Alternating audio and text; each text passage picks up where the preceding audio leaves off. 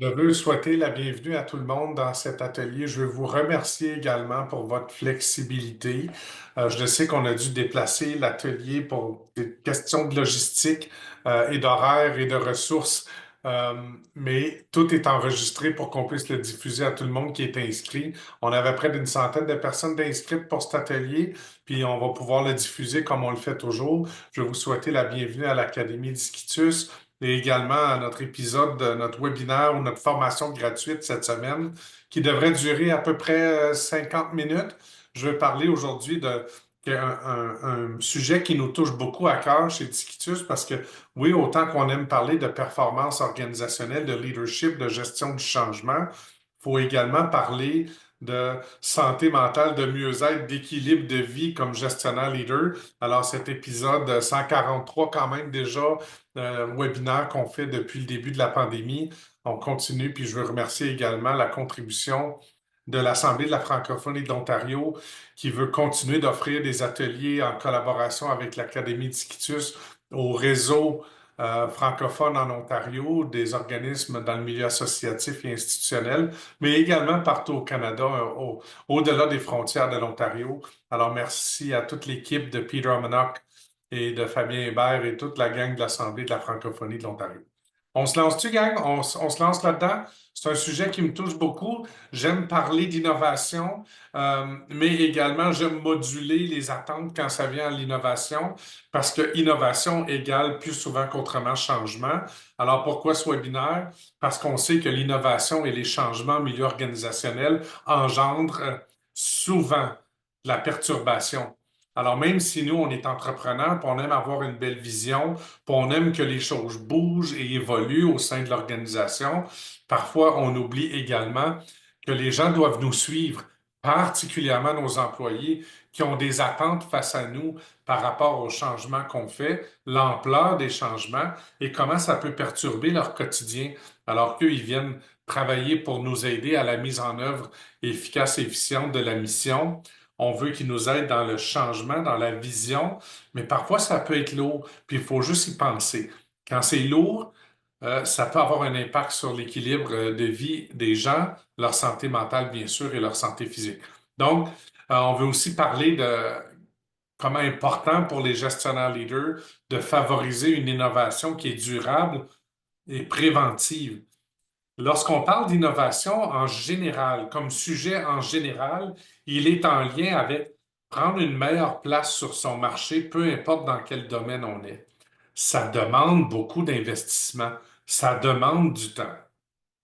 Sachant qu'autour de la table, ici aujourd'hui, on a beaucoup plus de gens dans le secteur euh, communautaire, associatif, OBNL, institutionnel, il faut réfléchir à cette notion d'investissement en innovation, alors que parfois c'est juste une amélioration.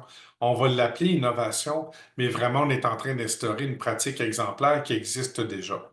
Alors, je veux juste faire attention au loaded word que innovation peut nous amener, puis l'intégrer dans la notion de gestion du changement. Puis ça sera utile aussi pour les leaders cherchant à introduire le changement sans perturber trop l'organisation. Alors, si vous me permettez, je me lance, j'avance avec ça. Fait qu'on va parler d'expectatives en leadership de gestion. On va parler du continuum de l'activité organisationnelle, de actif à réactif à proactif. On va également parler de vérification de cohérence en lien avec ce qui est attendu de nous comme gestionnaire leader, comme direction générale, comme pilote du changement, puis de l'impact du leadership sur le changement, parce qu'on va vraiment le voir dans deux silos qui se connectent, donc deux vases communicants, le travail de leader et le travail de gestion. Alors, sautons tout de suite dans un diagramme que vous connaissez peut-être déjà, mais il est particulièrement important lorsqu'on parle de gestion du changement, parce que je crois qu'il faut considérer ce qui est attendu de nous comme leader, comme gestionnaire, lorsque ça vient au changement. Alors, on reçoit un peu de pression de tout bord, tout côté, lorsque ça vient à notre rôle de gestionnaire leader.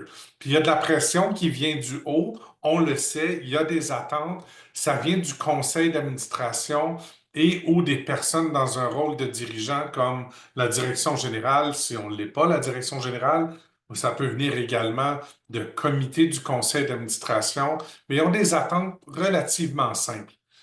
C'est pour ça qu'ils établissent une mission, une vision et des valeurs. C'est qu'ils veulent s'assurer que la mission est mise en œuvre de façon efficiente et efficace, que la vision qui a été établie, qu'elle soit réalisée, parce que la vision, c'est un état amélioré futur de l'organisme. On s'attend à ce que les leaders gestionnaires dans l'organisation y mettent du sien dans la réalisation de la vision, pratiquer de façon exemplaire les valeurs organisationnelles, mobiliser le personnel autour de cette vision, cette mission et ces valeurs-là, et également agir de façon responsable. Donc, ici, on parle d'obligation, protéger l'organisation, travailler à l'intérieur du cadre législatif, vraiment travailler dans un rôle de responsabilité fiduciaire parce que plus on est haut dans l'organisation, plus on devient responsable de rencontrer les obligations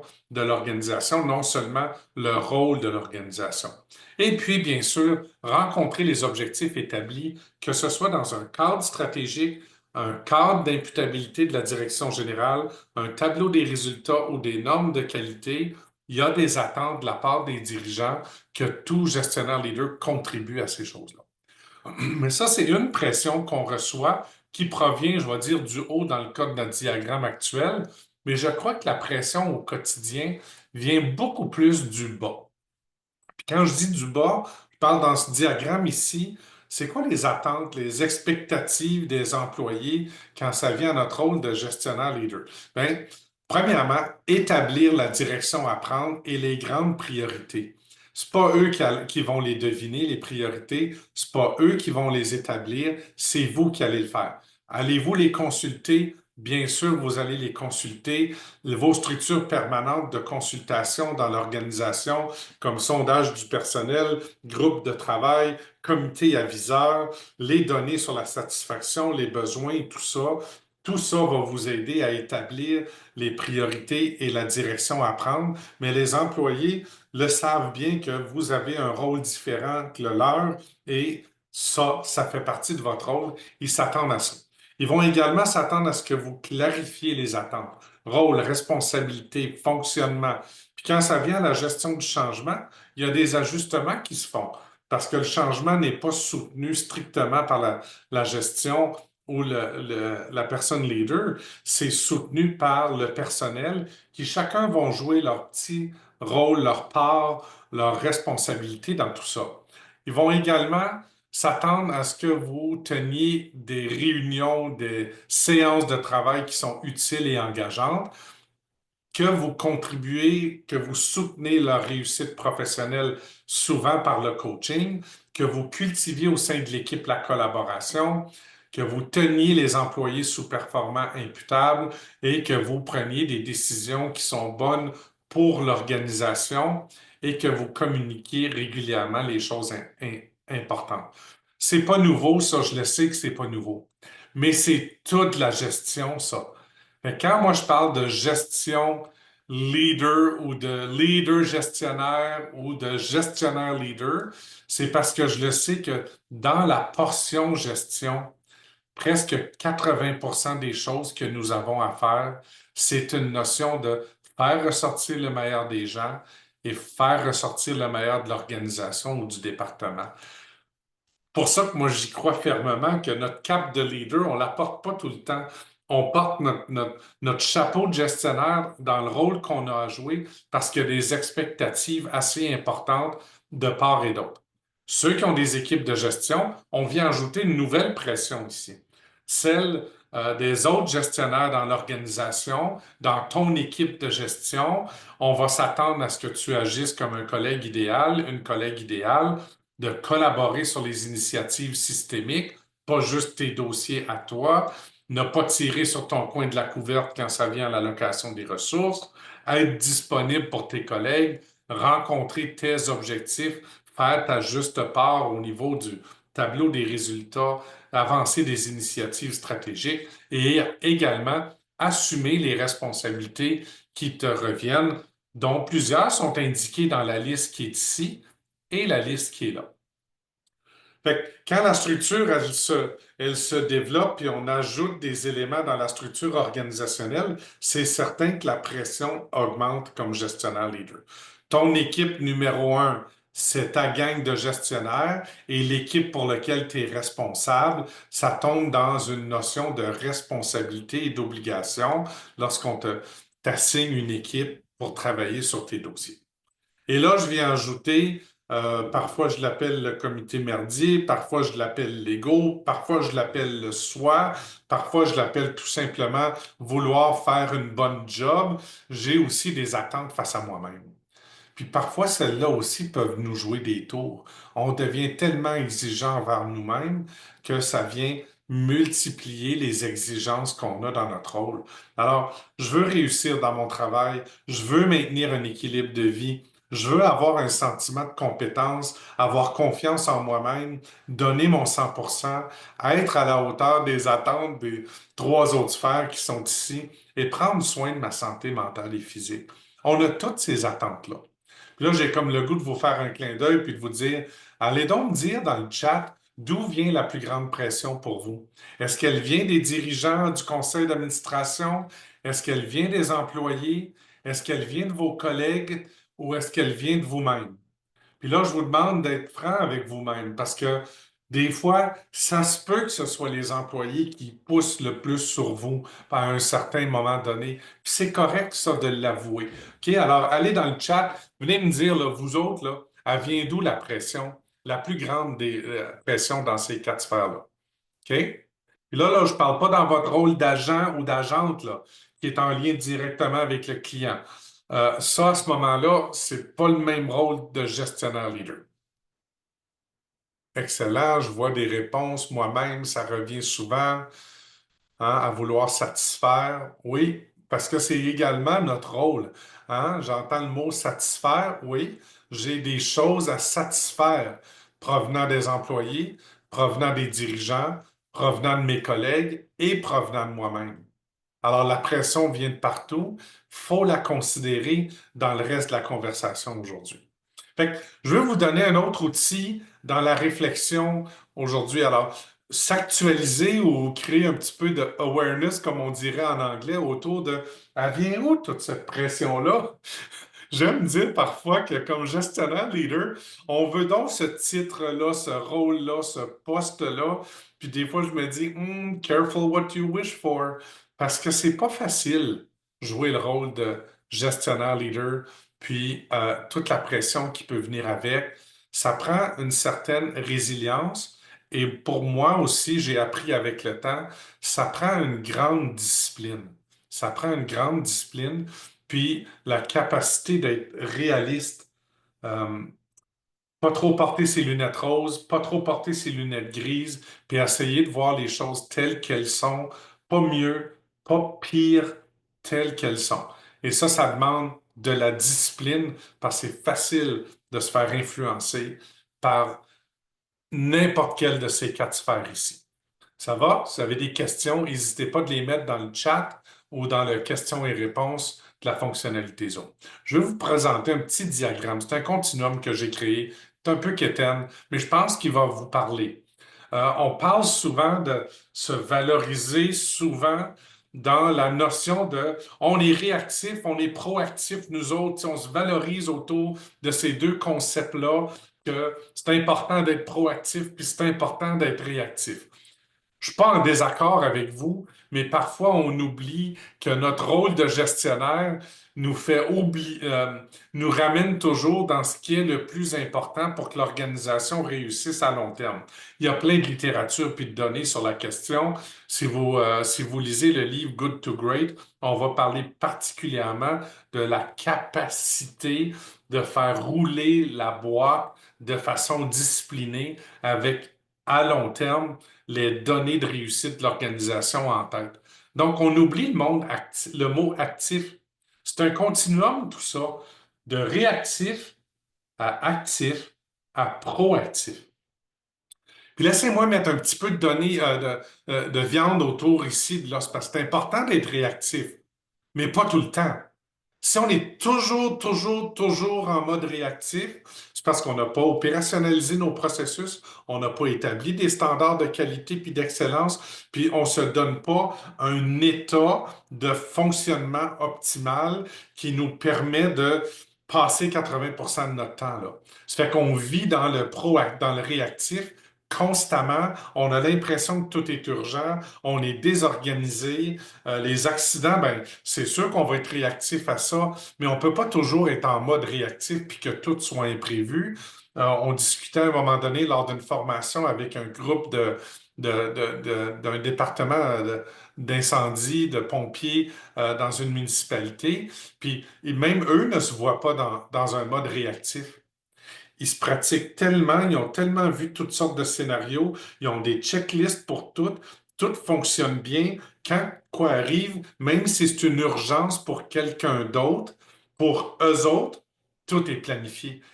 Ils réduisent leur stress avec des mises en situation, de la pratique, des checklists, de l'opérationnalisation, qui fait en sorte qu'ils vivent le moins de stress possible dans des moments où il y a une urgence pour quelqu'un d'autre, mais ça ne l'est pas pour eux, ils sont tellement habitués.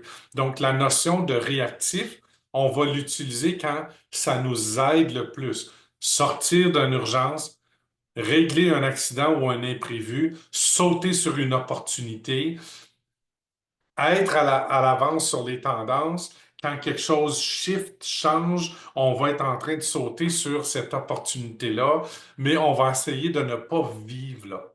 On ne veut pas vivre là parce que ça a un impact sur le niveau de stress, pas juste sur le gestionnaire leader, mais également sur le personnel.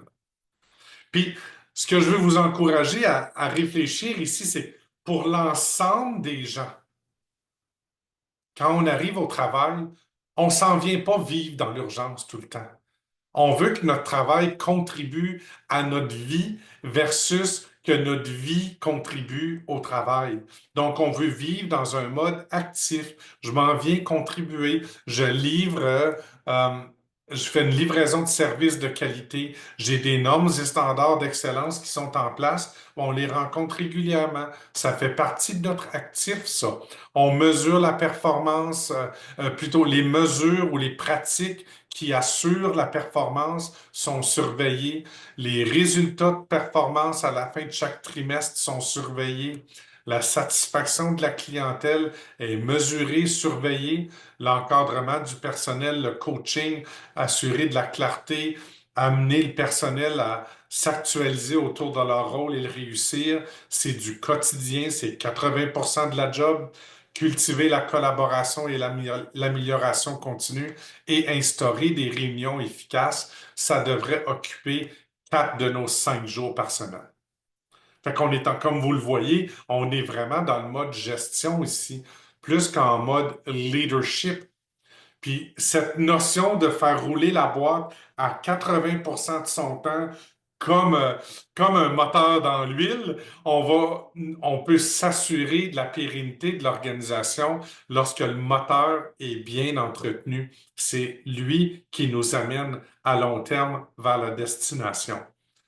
On va également toucher le proactif à 10% du temps, là où on a besoin de peut-être réfléchir à de la planification, de la gestion de risque, de la recherche du développement, de l'évaluation de programme et bien sûr, instaurer des changements avant que ça devienne une urgence, avant que les résultats ne soient pas au rendez-vous. OK? Alors, je veux vous amener ce diagramme-là pour l'amener peut-être chez votre tatoueur préféré pour qu'on puisse voir, hmm, qu'est-ce que ça prendrait pour vivre 80% de notre temps dans le actif, non seulement au sein de l'organisation, mais moi aussi comme gestionnaire leader, à être discipliné de rencontrer mes responsabilités systématiquement pour qu'on puisse tout simplement faire un crochet sur toutes les choses qui nous stressent, qui pourraient nous peser dessus parce qu'on n'a jamais le temps, on est toujours en mode proactif, on est toujours en mode réactif, puis on a l'impression que nos journées finissent jamais. Donc, Si on peut vivre dans le rôle de leader à 20% du temps et 80% de notre temps en rôle de gestion, mais de haut niveau de performance, ça réduit notre stress. Ça réduit le stress autour de nous. Ça réduit l'impact de votre stress sur le personnel, qui normalement augmente le stress du personnel. Ça va? Est-ce qu'il y a des questions? Excellent. Je vois qu'il y a un petit peu de chatting dans le chat.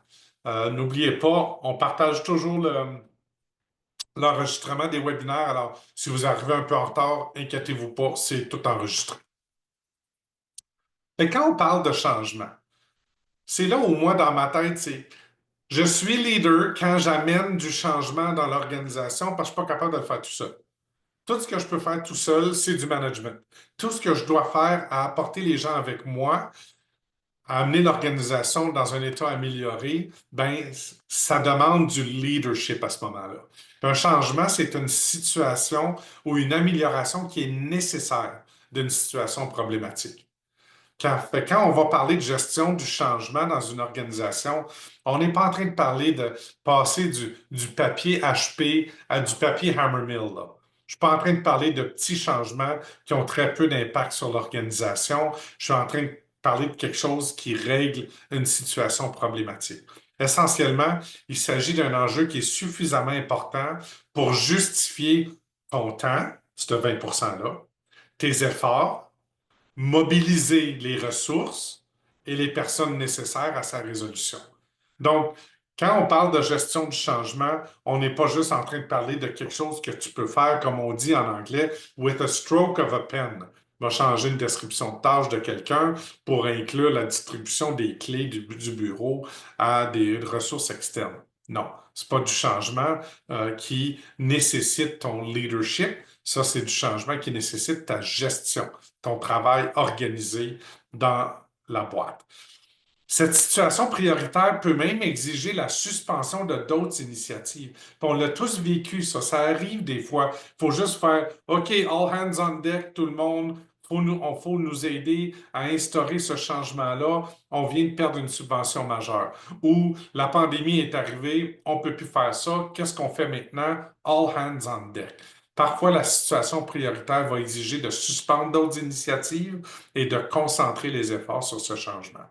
Ça va, fait qu'on y met assez de raisons d'être là-dedans. Faites attention cependant, parce que ce qui est important pour vous, c'est pas toujours important pour le reste du personnel. C'est pour ça que ça demande une gestion du changement qui va toucher vos qualités de gestionnaire, portion affaires, et vos qualités de leader, portion humaine.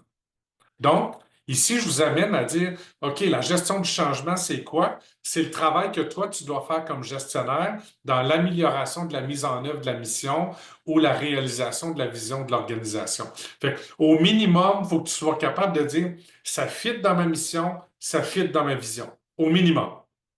Un ou l'autre, idéalement les deux, si on veut vraiment transformer l'organisation, si c'est nécessaire, pas si on veut vraiment, s'il nécessite une transformation complète, mais il faut être capable de se dire, ça fit dans mission, ça fit dans vision. Sinon, notre CA devrait être en train de nous dire, qu'est-ce que tu fais là? Essentiellement, sa capacité de créer une vision claire, assurer de l'alignement puis des ressources, puis du buy-in, puis d'être participatif et présent dans l'exécution. Puis là, je vais vous demander de prendre ça en note. Les mots ici là, qui sont importants, je vais aller les surligner parce qu'ils sont tellement importants. Il y a 3 étapes à la gestion du changement. Vision, alignement, puis exécution. V-A-E. Vision, alignement, exécution. Où c'est que tu t'en vas? Est-ce que tu es capable de créer de l'alignement, louer des ressources, créer du buy-in et ensuite passer à l'exécution?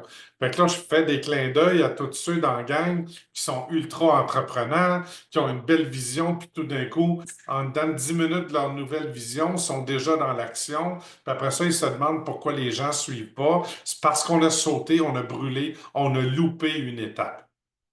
Vision, alignement, exécution, pas vision, exécution, vision, exécution, vision, exécution. C'est comme ça qu'on brûle notre monde.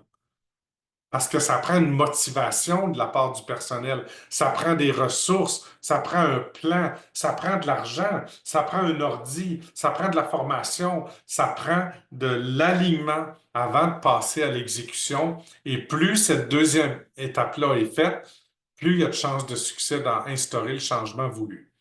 Du moins il y a de chances de stress. Parce que l'objectif du changement, c'est de l'amener de réactif proactif. Right? Il y a quelque chose qui est arrivé dans le réactif, on veut changer les choses. Donc, on est en train de les amener dans le actif doucement. Mais ça veut dire qu'il faut créer de l'alignement. Il faut le mettre dans le budget. Il faut aligner les ressources. Il faut acheter de l'équipement.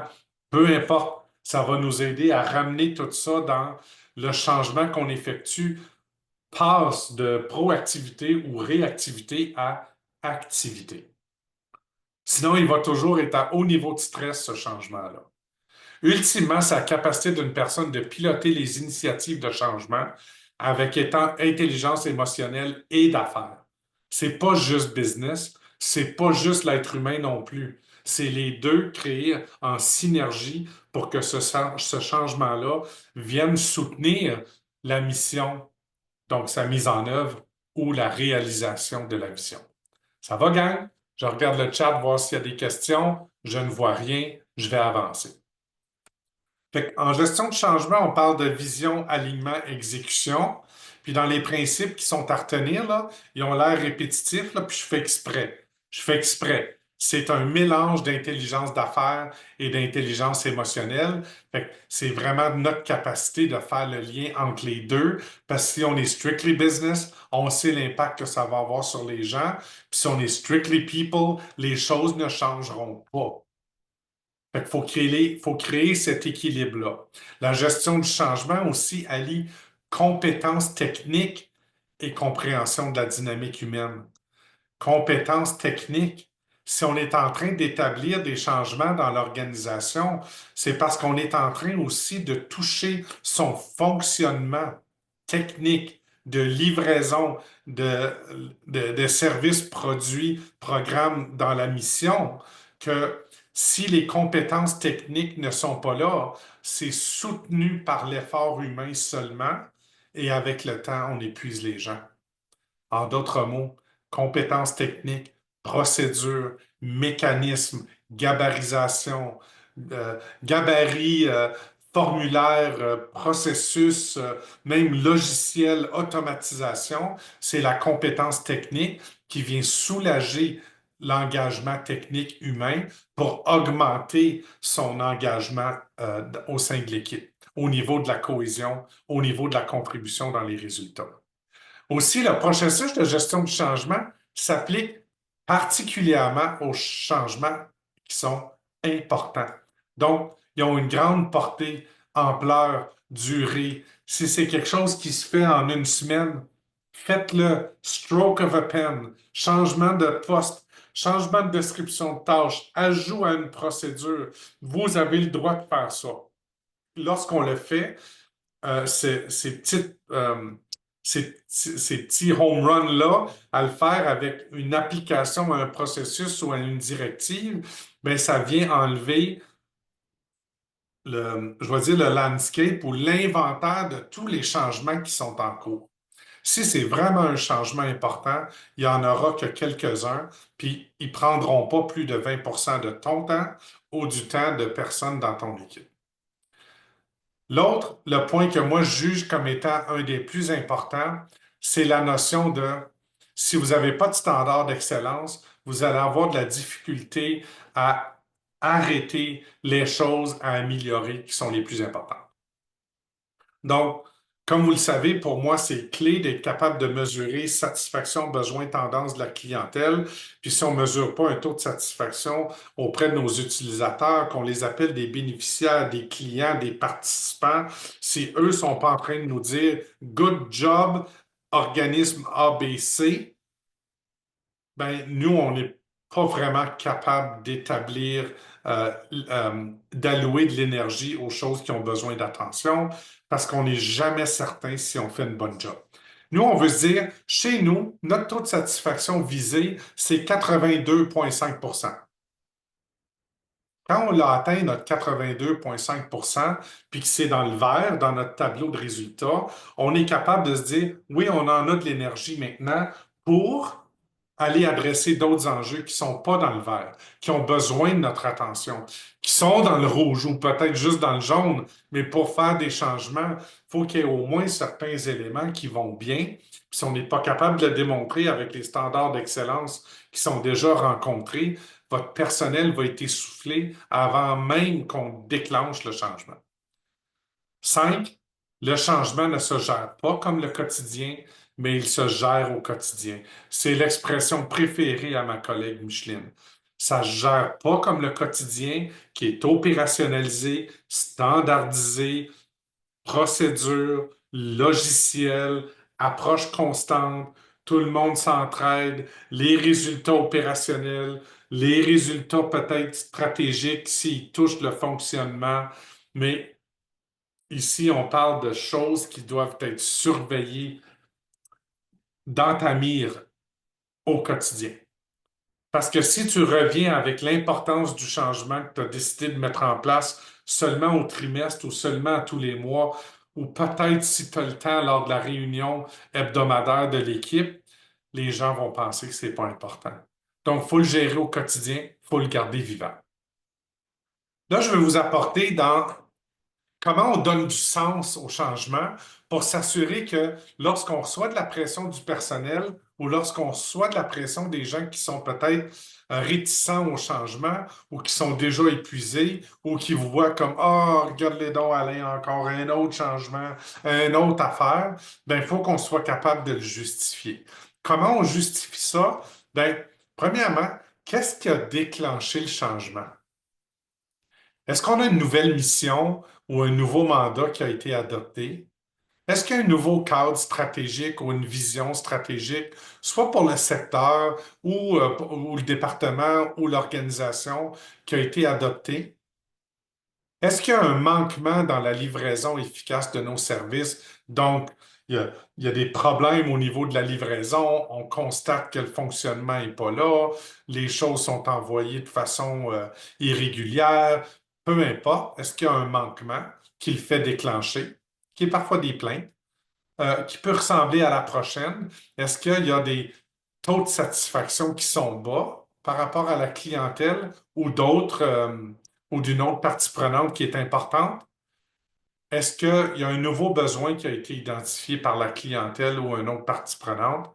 Puis est-ce que le marché a fait un virage, qui se dirige vers une réalité auquel on n'est pas prêt? Puis ça, c'est des choses sur lesquelles on devrait être capable de dire, ça m'aide à justifier le pourquoi je vous amène ce changement-là. Puis lorsqu'on est capable de le justifier avec des choses concrètes qui sont ultimement à l'intérieur de livraison de façon efficace et efficiente de la mission, réalisation de la vision, répondre aux besoins de la clientèle à un haut niveau, régler des enjeux qui ont été identifiés ou être en avant de la parade lorsque ça vient aux tendances, bien, il était très difficile de s'obstiner avec ça. Donc, lorsqu'on est capable de se dire mes déclencheurs sont ancrés dans ces éléments-là, ben, ça nous donne plus d'élan lorsque c'est le temps de passer de vision à alignement. Lorsque c'est le temps de passer de j'ai écrit où je veux m'en aller, là je commence à embarquer les gens dans mon bateau, ben je suis capable d'aller justifier. Puis mon test de conformité, vous me connaissez par maintenant, j'aime dire mission, vision, valeur, satisfaction, besoin, tendance, c'est les trois éléments qui devraient être en train de tout cadrer mes décisions. Donc, est-ce que mon changement, là, puis là, je vais vous challenger, puis je vais vous demander le changement que vous aimeriez effectuer au sein de l'organisation, il doit en avoir un ou deux ou peut-être quatre ou cinq. Ça serait quoi le changement numéro un qui doit absolument être instauré le plus vite possible? Fait que je vais vous demander de réfléchir à ça une petite seconde, peut-être vous l'écrire sur un petit bout de papier. Puis là, après ça, là, je vais vous demander, ça fit-tu dans votre mission? C'est-tu pour vous aider à répondre davantage à la mission de l'organisation? Donc, mettre en œuvre de façon efficace et efficiente En d'autres mots, c'est-tu un enjeu de finance? C'est-tu un enjeu de fonctionnement? C'est-tu un enjeu de clarté, de communication, de performance dans la livraison de nos services, programmes et produits? Mais là, tu pourrais cocher mon changement fit dans la mission. Ça se justifie bien. Et rappelons-nous, hein, l'ordre a toujours été dans cet ordre-là, puis je pense que c'est très pertinent. C'est mission, vision, valeur, pas vision, mission, valeur. Mission first, comme dirait ma collègue Julie. La mission, c'est ce qu'on fait au quotidien. C'est dans nos articles d'incorporation ou nos statuts. C'est la chose sur laquelle on devrait être mesuré à presque 80%. Puis c'est ce qui est la raison d'être de l'organisme, la raison d'être principale. Deuxième, ça fit-tu dans la vision qui a été établie dans le cadre stratégique ou dans un objectif thématique que vous vous êtes donné? Rappelons-nous, strategy equals vision. Stratégie, c'est un état amélioré futur de l'organisation. Donc, est-ce que le changement que vous voulez instaurer vous permet de contribuer à la réalisation de la vision du département ou de l'organisation? En d'autres mots, cadre stratégique ou objectif thématique. Et si je suis capable de dire, on va changer ça, comme ça, on va être plus prêt à répondre à ce besoin-là sur le marché, parce qu'on veut être là, nous, face à nos compétiteurs, ben, nous, on veut être en fonction de, oui, je suis capable de justifier le pourquoi du quoi de ce changement à l'intérieur de ma vision. Puis, bien sûr, est-ce que ça fit dans vos valeurs, ce changement-là? Puis, est-ce que c'est fidèle à vos valeurs? Est-ce que ça contribue à ce qui vous distingue sur votre marché? Et toutes les choses qui font que, je vais vous donner un exemple, là, je veux réfléchir à, chez Disquitus, nous, une de nos valeurs, c'est la pertinence, certes. On veut qu'il y ait des gabarits, des outils pour tous. Mais on veut également être attentionné.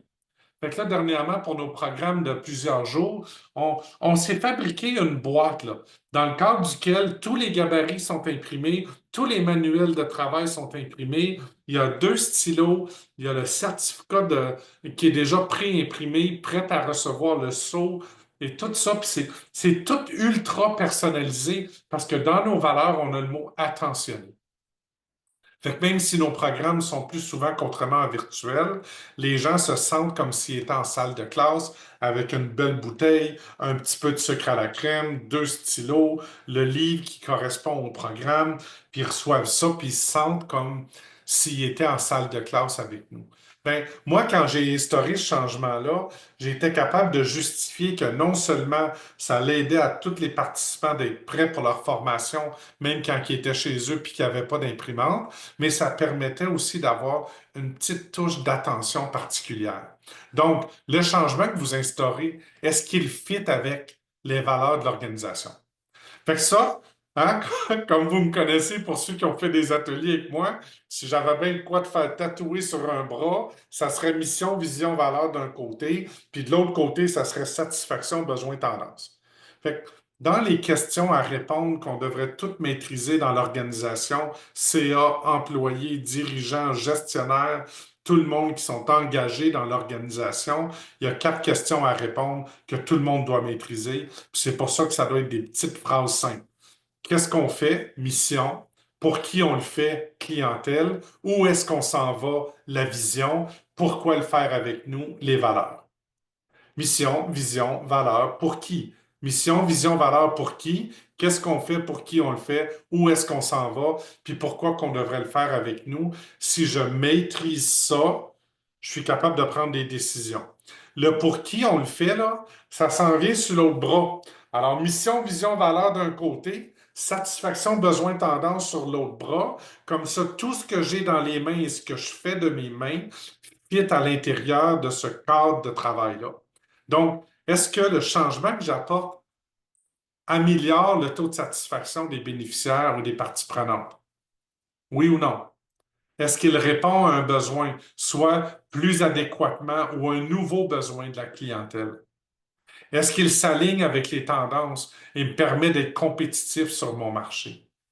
Fait que si j'ai déjà, dans la diapo précédente, j'ai déjà coché mission, j'ai déjà coché vision ou valeur, puis j'ai déjà coché, oui, ça va aider avec la satisfaction, Oui, ça va aider avec les tendances. Bien, vous avez déjà 4 des 6 cases de cocher pour vous aider à dire, mon alignement, là, va être tellement plus facile à faire parce que le changement que j'apporte, je suis capable de le lier à tous ces 4 éléments-là de façon éloquente. Sans vendre, juste expliquer le pourquoi du quoi dans ce qui est attendu de moi. Ce qui est attendu de moi, mise en œuvre de la mission, réalisation de la vision, pratique exemplaire des valeurs et répondre aux besoins de la clientèle. Donc, mon test de conformité se poursuit cependant. Parce que dans tout ça, je veux revenir au lien que je faisais tantôt avec la notion de est-ce qu'on est actif à répondre aux besoins de la clientèle? Puis le actif, là, c'est toutes les procédures. Moi, j'appelle ça l'approche signature de l'organisation du secteur, nos normes de travail, nos standards d'excellence.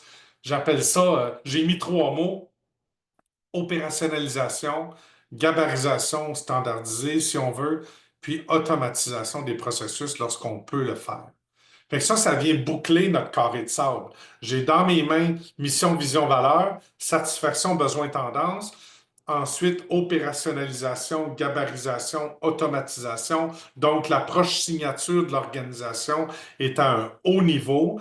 Tous les changements que je fais, que j'apporte, je suis capable de les lier à ça. Puis quand je suis capable de les lier à ça, je suis aligné.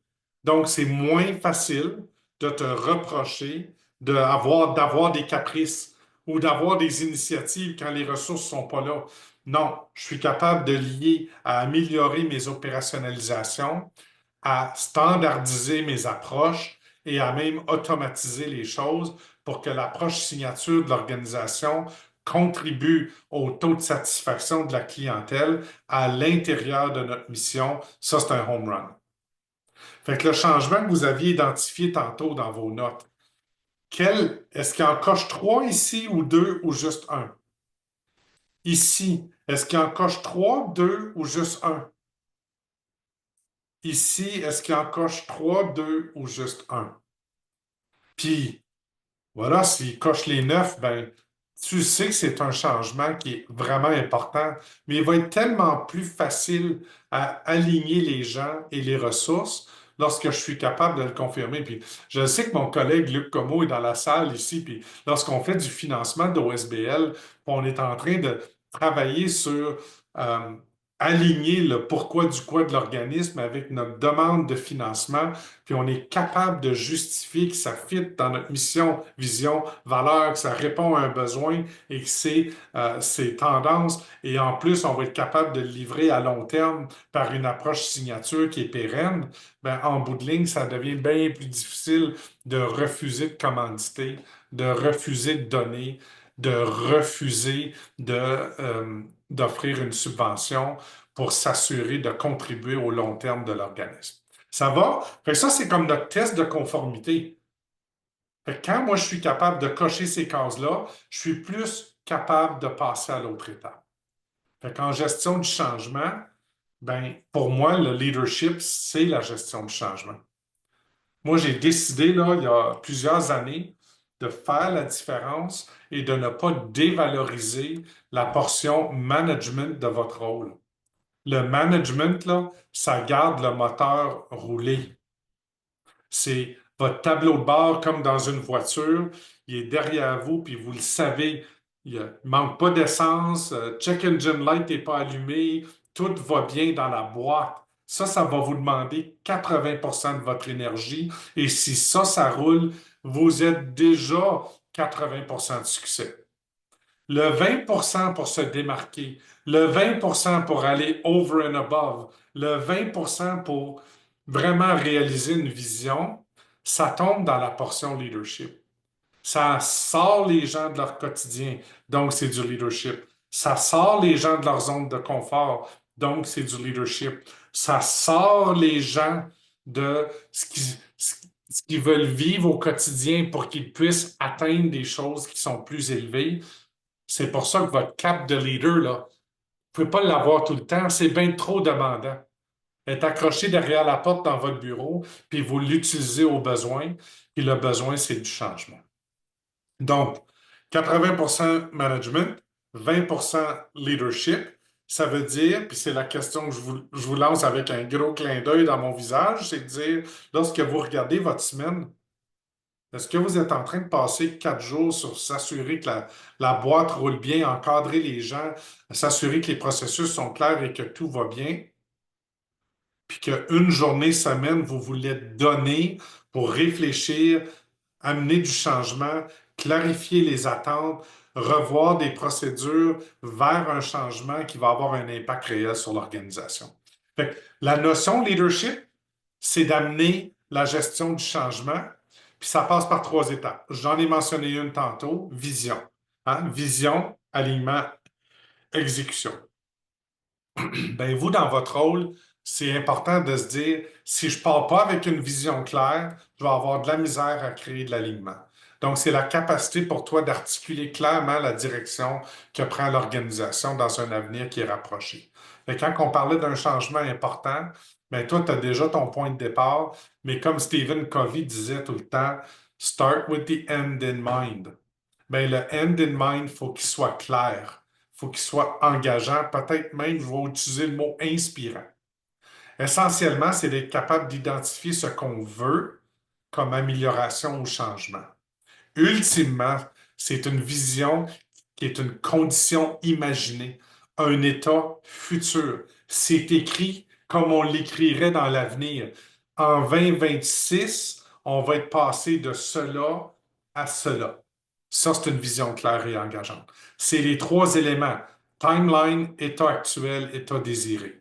Timeline, état actuel, état désiré. Puis ça, c'est dans lequel l'organisation ou l'équipe crée quelque chose qui est une valeur significative. Valeur dans la mise en œuvre de la mission, dans la réalisation de la vision, dans la pratique exemplaire des valeurs, ou une valeur significative dans répondre aux besoins, à la hauteur de la satisfaction et à l'avance sur les tendances du marché. Donc, soit qu'on réinvente sa manière de faire les choses ou on livre de façon exceptionnelle, mais c'est toujours pour amener de la valeur. Il y a des pièges là-dedans, cependant. Il faut éviter de tomber de choisir une solution trop rapidement. C'est la portion où on va dire, là, puis on parle beaucoup dans Good to Great, on va parler de est-ce que je suis en train d'accumuler l'intelligence d'affaires pour être capable de prendre une décision qui n'est pas sur le coin d'une table? Donc, allez pas trop vite. Il faut regarder des options, il faut se faire ces tableaux comparatifs, il faut être curieux de toutes les possibilités, il faut parler à nos collègues dans notre réseau, il faut réfléchir avec des gens qui l'ont peut-être vécu. Ce n'est pas un moment pour aller consulter ceux qui vont le faire autant que de regarder les données et consulter ceux qui l'ont peut-être déjà fait, ce que toi tu veux réaliser. C'est un bon temps pour ignorer les détails puis miser sur la vue d'ensemble. Par ce temps-là, on veut que l'organisation soit passée de ça à cela. Il faut éviter d'avancer trop rapidement. Il faut tester les implications. Il faut aller voir une fois qu'on a une idée, il faut aller voir, ça se ferait-tu? C'est quoi les pratiques exemplaires? C'est quoi l'utilisation du temps des employés clés qui vont jouer un rôle là-dedans actuellement? En encadrement, je peux aller peut-être à la pêche pour voir comment occuper sont certaines personnes que je sais qui vont être impliquées dans ce changement-là. La deuxième portion, c'est toute la notion d'alignement. C'est celle qu'on saute souvent, surtout les gens très entrepreneurs, surtout les gens qui sont très déterminés, qui aiment passer à l'action. Ça, c'est l'étape qui nous joue des tours parce qu'on y va un petit peu trop vite. Puis lorsqu'on parle d'alignement, c'est la capacité de rallier les gens autour de la vision et d'allouer les ressources nécessaires pour en assurer sa réussite. Puis là, ici, gang, là, je vous challenge. Là. Ici, c'est la notion de dire, est-ce que je les ai, les ressources actuellement, ou si je vais être en train de brûler mon monde? Puis ça, c'est une réflexion qui est à faire. Je reviens à, tu sais, ma belle-sœur, puis j'ai déjà raconté l'histoire, je pense, en webinaire, mais quand elle achète une nouvelle paire de jeans, elle en enlève toujours une. Fait que quand j'amène du nouveau changement, hein, est-ce que je suis prête à sacrifier des choses qu'on faisait qu'il faut peut-être arrêter de faire? Est-ce que je suis capable de l'identifier, cette transaction-là? Parce que je peux assumer d'avance que tout votre monde est occupé. Puis si tout votre monde est occupé, puis tu amènes un changement, puis il n'y a pas une soustraction dans l'équation, tu en ajoutes. t'en ajoutes. Alors, il faut être capable d'identifier les efficiences, il faut être capable d'identifier les choses qu'on va enlever pour faire place à ce nouveau changement. Fait que c'est d'être capable d'articuler le changement et d'écouter les réactions pour maximiser le buy-in. Ici, là, je parle d'écouter les réactions. Tout simplement les écouter. Ultimement, c'est d'avoir une compréhension claire et unifiée de la vision avec les gens qui vont embarquer dans ton bateau. Puis s'assurer que les ressources pour la mettre en œuvre de manière efficace, puis je dirais même efficiente, sont là. Donc, ça devrait nous amener à réfléchir, à dire, OK, quand moi je suis dans le mode alignement, là, est-ce que je suis en train de communiquer des messages qui sont en lien avec ce que les gens ont besoin d'entendre? Fait que pour moi, c'est aussi simple que d'appliquer les 5 questions habituelles. C'est quoi qu'on fait, qui va le faire, comment on va le faire, pourquoi on le fait, puis quand on va le faire. Puis tous tes messages devraient être structurés, évitez des improvisés. Assurez-vous là, que vous avez au moins dans la notion de ce changement-là, de ce plan-là, vous avez touché tous ces éléments-là. Quoi, c'est quoi qu'on fait, pourquoi on le fait, qui va le faire, comment on va le faire, quand on va le faire. Ça, c'est de la planification. Ça, c'est mon plus grand défaut à moi. Moi, sur le coin d'une table, je vais faire un plan pensant que c'est un plan qui est loin de rencontrer les attentes des gens qui sont plus analytiques, mieux organisés que moi. Une fois que j'ai fait ça, mes messages clés, une fois que dans ma tête, je suis capable de répondre avec ma vision qui est l'état actuel, l'état amélioré dans ce délai-là, je suis capable de répondre au quoi, qui, comment, pourquoi, quand, je suis capable de partager cette information-là sans vendre. Alors, ce qu'il faut éviter, c'est de vendre les choses parce que normalement, on va être en train d'exagérer lorsqu'on vend. On va tout simplement créer euh, un espace sécuritaire pour que les gens puissent s'exprimer. Puis toi, ta job, c'est d'écouter pour comprendre, pas de surmonter tous les obstacles sur le champ. Fait que tu communiques, puis t'écoutes. Tu communiques, t'écoutes. Tu ajustes tes messages clés. Ça ne veut pas dire que tu changes. Ça veut juste dire que tu ajustes tes messages clés.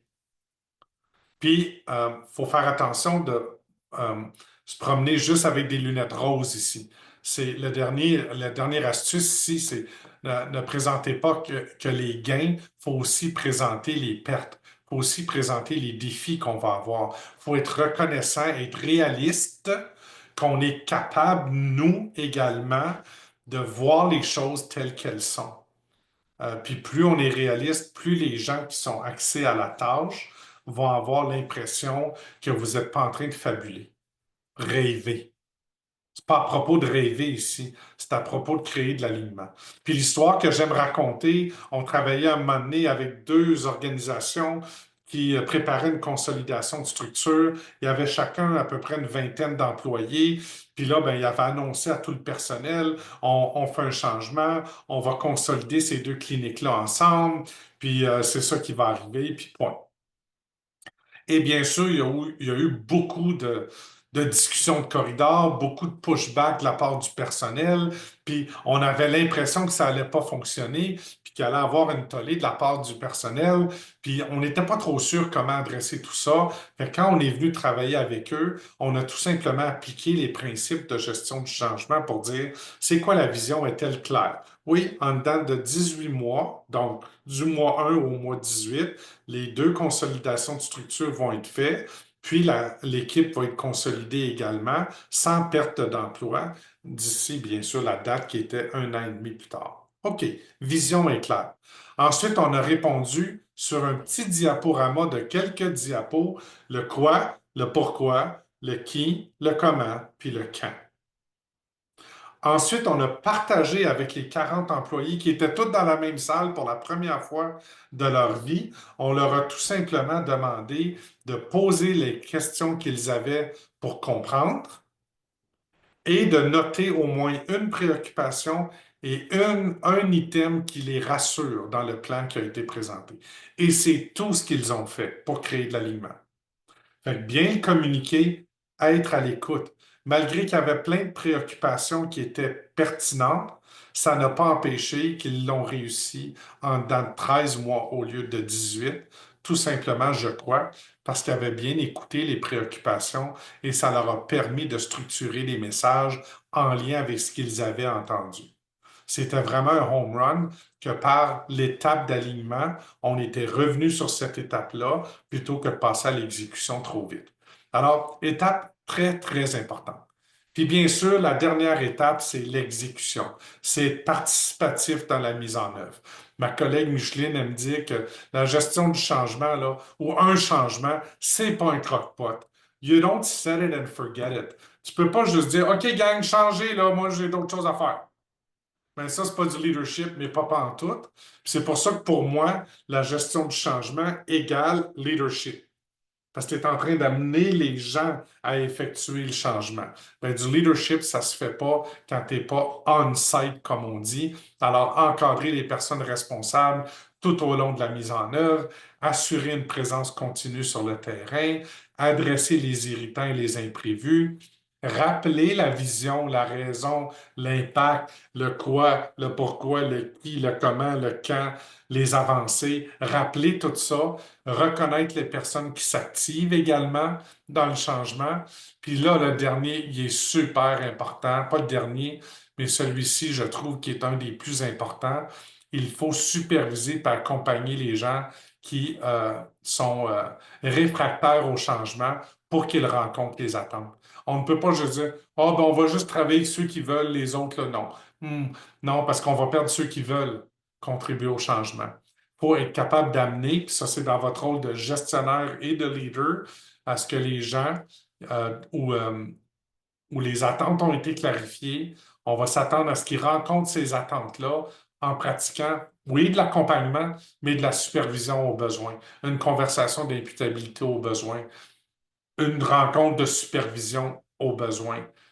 On va aussi monitorer puis partager les résultats, les avancées avec les parties prenantes concernées, plus souvent qu'autrement. Ça va être surtout les employés qui sont en train de réaliser le changement, mais bien sûr, les parties prenantes qui vont subir les nouvelles approches, le nouveau programme, la nouvelle initiative. Et bien sûr, n'oubliez pas, même si vous êtes fatigué à la toute fin de ça, même si ce n'était pas 100% de ce que tu voulais, mais c'était au moins 80%, n'oubliez pas de check done, je l'ai célébré, je célèbre les progrès, les succès et la réalisation de la vision. Est-ce que ça a du sens? Là, je vois, ça doit être Mélanie, ce regroupement. C'est-tu toi, Mélanie? C'est le fun de voir un peu de rétroaction. Alors, ceci nous amène à se dire, je ne vais pas disparaître une fois que j'établis le changement. C'est pas parce que je l'ai dit et certainement pas parce que tu l'as dans ta tête que c'est clair pour tout le monde. Faut que tu sois présent. Repetition is the mother of all skills. Tu vas être le chef de la répétition organisée, pas le Chief Executive Officer. Tu vas être en train de répéter, rappeler, renforcer, encourager. Alors, disparaissez pas, soyez présents, soyez intéressés parce que vivent les gens. Puis si quelqu'un dit c'est dur, ce logiciel-là, j'ai de la misère à le comprendre. Ah, merci de me le dire. Y a-tu d'autres formations qu'on pourrait suivre en ligne ou peu importe, on va aller écouter ce que vivent les gens. Soyez patient, soyez patient. Pensez à vous là, lorsque vous voulez faire un gros changement dans votre vie. Est-ce qu'on réussit toujours le premier coup? La réponse est rarement oui. Donc, ça va être rarement oui pour le personnel, surtout s'ils font une chose d'une même façon depuis des années. Fait que vous allez répéter, répéter, rappeler, rassurer, solutionner, encourager. Encourager, c'est la plus belle forme d'imputabilité que vous pouvez faire. Encourager, c'est de répéter puis dire Hey, tu fais donc bien ça, justement, c'est ça qu'on cherchait. Ah, puis oublie pas, là, il y a cette petite partie-là, là. Je t'encourage à faire ça. Versus attendre que quelqu'un le fasse mal puis y taper ses doigts. L'encouragement, c'est la plus belle forme d'imputabilité parce que ça prépare la personne à réussir. Puis éviter l'harmonie artificielle. Aborder les enjeux lorsqu'ils surviennent. Éviter que tout est beau, lunettes roses tout le temps. Lorsqu'il y a un enjeu, tu l'adresses, tu es là, tu es en train d'amener les gens à réussir dans leur initiative. OK? Euh, je vous partage quelques pièges et astuces que Micheline nous a préparés. OK? Alors, partagez une vision floue ou mal communiquée, ou vous l'avez écrit sur 15 lignes parce que tu veux que ça soit cute, puis tu veux utiliser tous les mots tendance. Faites attention, ça va créer de la confusion et de la résistance parce que vous allez avoir l'air de vendre. Alors, élaborer, communiquer et rappeler la vision claire et inspirante pour le changement. Puis ça veut dire, j'ai au moins répondu état actuel, état amélioré par ce temps-là. État actuel, état amélioré par ce temps-là. Puis je suis capable de l'accoter avec quoi, pourquoi, qui, comment, puis quand. OK? Puis le buy-in va être plus élevé. Deuxième piège, se concentrer uniquement sur les bénéfices sans reconnaître les défis. On en a parlé suffisamment tantôt. Alors, n'ayez pas peur. Lorsqu'on a un gain, on le souligne. Lorsqu'on a un échec, on le souligne. Puis on encourage les discussions ouvertes pour que les préoccupations et les défis soient surmontés. OK, je regarde l'heure, là, puis je sais que je dépasse un peu. Je vais nous amener le plus rapidement possible. Prochain piège, se concentrer uniquement sur les bénéfices sans reconnaître les défis. Ah, il me semble que je viens de le dire. Troisième, s'impatienter devant la résistance au changement. Impliquer les employés dès le début, surtout dans le comment, surtout dans la planification, surtout dans l'allocation des ressources. Puis, amène-les ressources. Sois pas aveugle au fait qu'ils vont se demander, ben, comment on va faire ça? J'ai déjà pas de temps. Alors, amène tout ça, il va y avoir moins de résistance. Puis moi, je dois vous dire que la perle, la baguette magique, c'est les réponses en lien avec la clarté. Écoutez leurs préoccupations, amenez plus de clarté. Écoutez leurs préoccupations, amenez plus de clarté. Demandez-leur ce qui les rassure. Plus ils expriment à voix haute ce qui les rassure, plus il va y avoir d'alignement. Bien sûr, négliger les suivis et l'évaluation continue. On va supposer qu'un changement n'a plus besoin de suivi, puis les gens vont décrocher. Fait que mettre en place des boucles de rétroaction pour surveiller les défis, célébrer les petits succès, ça va aider à rappeler aux gens qu'on est une équipe, qu'on travaille ensemble. Ça va renforcer l'agilité, surtout quand il y a des défis qui sont surmontés, mais ça va constamment rappeler que c'est important. Voilà pour aujourd'hui. Je ne sais pas s'il y a des questions qui peuvent être partagées. Il y a deux webinaires qui s'en viennent. Euh, Au niveau de l'Académie d'Iskitus, il y en a d'autres aussi qui s'en viennent en gouvernance. Le 25 mars, on va parler de super-héros tout le temps. J'en ai parlé un petit peu tout le temps, tantôt. Super-héros tout le temps, c'est épuisant. Créer l'équilibre, là, on va identifier les deux chantiers beaucoup plus clairement, surtout le chantier de gestionnaire leader. Puis l'autre, c'est pratique incontournable pour les gestionnaires en milieu syndiqué. Ça vous touche peut-être pas, mais vous connaissez certainement quelqu'un qui est capable d'en profiter. Ça va être le 8 avril. Comme vous le savez, tous nos webinaires sont en ligne. Puis je vous demande de décrire ta séance d'aujourd'hui en un seul mot dans ce chat avant de quitter. En même temps, je veux en profiter pour vous remercier pour votre participation, pour vous demander de partager nos webinaires. Ils sont gratuits. Comme vous voyez, ils sont non sollicitants. On n'est pas ici pour vous vendre quelque chose. On est ici pour être utile. Ah, je vois le mot Isabelle. On est ici pour être utile pour vous. On veut être votre allié dans votre apprentissage comme gestionnaire leader. Donc, j'ai bien hâte de vous revoir au prochain webinaire. Puis, je vous souhaite une belle fin de journée et une belle fin de semaine.